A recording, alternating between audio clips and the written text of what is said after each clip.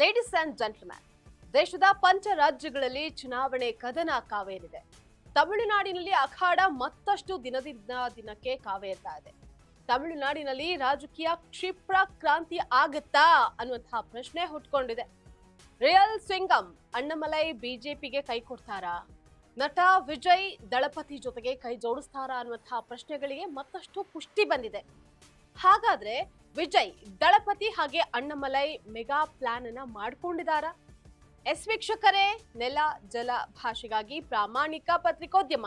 ನೀವು ನೋಡ್ತಾ ಇದ್ದೀರಾ ಫೋಕಸ್ ಟಿವಿ. ನಾನು ನಿಶ್ಚಿತ.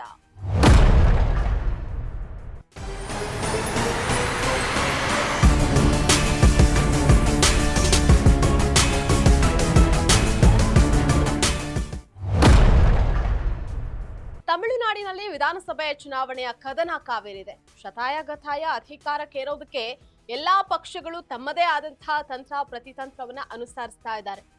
ಡಿಎಂಕೆ ಎಐಡಿಎಂಕೆ ಪೈಪೋಟಿಯ ಮಧ್ಯೆ ಬಿಜೆಪಿ ಕಾಂಗ್ರೆಸ್ ಕೂಡ ಅಧಿಕಾರಕ್ಕೇರುವಂತಹ ತಂತ್ರಗಾರಿಕೆಯನ್ನ ಮಾಡ್ತಾ ಇದೆ. ಇದೆಲ್ಲದರ ಮಧ್ಯೆ ಬಿಜೆಪಿಗೆ ಅಣ್ಣಾಮಲೈ ಕೈ ಕೊಡ್ತಾರಾ ಅನ್ನುವಂತಹ ಪ್ರಶ್ನೆ ಹುಟ್ಟುಕೊಂಡಿದೆ. ತಮಿಳುನಾಡಿನ ಮಾಜಿ ಸಿಎಂ ಪಳನಿಸ್ವಾಮಿ ಒತ್ತಾಯದ ಮೇರೆಗೆ ಬಿಜೆಪಿ ಹೈಕಮಾಂಡ್ ಅಣ್ಣಾಮಲೈ ಅವರನ್ನ ತಮಿಳುನಾಡಿನ ಬಿಜೆಪಿ ರಾಜ್ಯಾಧ್ಯಕ್ಷ ಸ್ಥಾನದಿಂದ ಕೆಳಗಿಳಿಸಿತ್ತು. ಪಳನಿಸ್ವಾಮಿ ಅವರ ಆಪ್ತ ಅಂತ ಹೇಳಲಾಗ್ತಾ ಇರುವಂತಹ ಸೈನಾರ್ ನಾಗೇಂದ್ರ ಅವರನ್ನ ಬಿಜೆಪಿ ರಾಜ್ಯಾಧ್ಯಕ್ಷರನ್ನಾಗಿ ಮಾಡಲಾಗಿತ್ತು. ಅಂದಿನಿಂದಲೂ ಅಣ್ಣಾಮಲೈ ಅವರಿಗೆ ಭಾರಿ ಬೇಸರ ಉಂಟಾಗಿತ್ತು. ಈಗ ಒಲ್ಲದ ಮನಸ್ಸಿನಿಂದಲೇ ಅಣ್ಣಾಮಲೈ ಬಿಜೆಪಿಯಲ್ಲಿದ್ದಾರೆ ಅಂತ ಹೇಳಲಾಗ್ತಾ ಇದೆ. ಸಿಎಂ ಆಗುವ ಆಸೆಯಿಂದಲೇ ಅವರು ಐಪಿಎಸ್ ಹುದ್ದೆಗೆ ರಾಜೀನಾಮೆ ನೀಡಿದ್ರು. ಬಿಜೆಪಿಯಿಂದ ರಾಜಕೀಯ ಪ್ರವೇಶ ಮಾಡಿದ್ರು. ಲೋಕಸಭಾ ಚುನಾವಣೆಯಲ್ಲಿ ಕೊಯಂಬತ್ತೂರು ಕ್ಷೇತ್ರದಿಂದ ಸ್ಪರ್ಧಿಸಿ ಕಡಿಮೆ ಅಂತರದಿಂದ ಸೋತಿದ್ರು. ಕರ್ನಾಟಕದೊಟ್ಟಿಗೆ ಉತ್ತಮ ಬಾಂಧವ್ಯವನ್ನ ಹೊಂದಿರುವಂತಹ ಅಣ್ಣಾಮಲೈ ಚಿಕ್ಕಮಗಳೂರು, ಉಡುಪಿ, ಬೆಂಗಳೂರು ಸೇರಿದಂತೆ ರಾಜ್ಯದ ಹಲವಾರು ಕಡೆ ಬಿಜೆಪಿ ಅಭ್ಯರ್ಥಿಗಳ ಪರವಾಗಿ ಪ್ರಚಾರವನ್ನ ಮಾಡಿದ್ದಾರೆ. ಇಂತಹ ಖಡಕ್ ಪೊಲೀಸ್ ಅಧಿಕಾರಿಯನ್ನ ಬಿಜೆಪಿ ರಾಜ್ಯಾಧ್ಯಕ್ಷ ಸ್ಥಾನದಿಂದ ಕೆಳಗಿಳಿಸಿದ್ದು ಅವರಿಗೆ ಬೇಸರ ಇದೆ.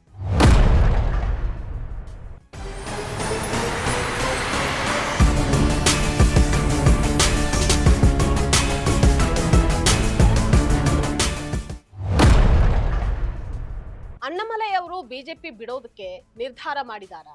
ಹಾಗಾದ್ರೆ ಅವರು ಎಲ್ಲಿಗೆ ಹೋಗ್ತಾರೆ? ಅವ್ರು ಹೇಳಿ ಕೇಳಿ ಡಿಎಂಕೆ ವಿರೋಧಿ, ಕಾಂಗ್ರೆಸ್ ಅಂತ ಅಂದ್ರೆ ಅವ್ರಿಗೆ ಆಗೋದೇ ಇಲ್ಲ, ಎಐಎಡಿಎಂಕೆ ಅಂತ ಅಂದ್ರೂ ಆಗೋದಿಲ್ಲ. ಯಾಕಂದ್ರೆ ಪಳನಿಸ್ವಾಮಿಯಿಂದಾಗಿಯೇ ಅವರು ಬಿಜೆಪಿ ರಾಜ್ಯಾಧ್ಯಕ್ಷ ಸ್ಥಾನದಿಂದ ಕೆಳಗಿಳಿಯುವಂತಾಯ್ತು ಅನ್ನುವಂತಹ ಆರೋಪ ಇದೆ. ಹಾಗಾಗಿ ಅಣ್ಣಾಮಲೈ ಅವರಿಗೆ ಇರುವಂತಹ ಏಕೈಕ ಮಾರ್ಗ ಅಂದ್ರೆ ವಿಜಯ್ ದಳಪತಿ ಅವರ ಟಿವಿಕೆ ಪಕ್ಷ. ಹಾಗಾಗಿ ವಿಜಯ್ ಅವರೊಟ್ಟಿಗೆ ಅಣ್ಣಾಮಲೈ ಅವರಿಗೆ ಆಹ್ವಾನ ಬಂದಿದೆ ಅಂತ ಹೇಳಲಾಗಿದೆ. ಅದಲ್ಲದೆ ವಿಜಯ್ ಅವರಿಗೂ ಸರಿಸಮಾನಾದ ನಾಯಕನ ಬೆಂಬಲ ಬೇಕಾಗಿದೆ. ಹಾಗಾಗಿ ವಿಜಯ್ ಜೊತೆಗೆ ಅಣ್ಣಾಮಲೈ ಕೈ ಜೋಡಿಸ್ತಾರಾ ಅನ್ನುವಂತಹದೇ ಸದ್ಯದ ಪ್ರಶ್ನೆ.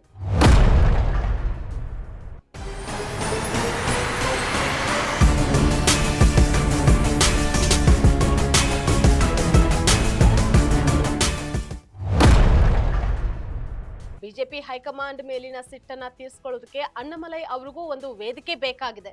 ಅಂತಹ ವೇದಿಕೆಯನ್ನ ಟಿವಿಗೆ ಒದಗಿಸುತ್ತೆ ಅನ್ನುವಂತಹ ಭರವಸೆ ಅಣ್ಣಾಮಲೈ ಅವರಲ್ಲಿದೆ ಅಂತ ಹೇಳಲಾಗ್ತಾ ಇದೆ. ಆದ್ರೆ ಹಿಂದೂವಾದಿ ಅಣ್ಣಾಮಲೈ ಅಷ್ಟೊಂದು ಸುಲಭವಾಗಿ ಬಿಜೆಪಿ ವಿರೋಧವನ್ನ ಕಟ್ಕೊಳ್ತಾರಾ ಅನ್ನುವಂತಹದ್ದೇ ಸದ್ಯದ ಪ್ರಶ್ನೆ.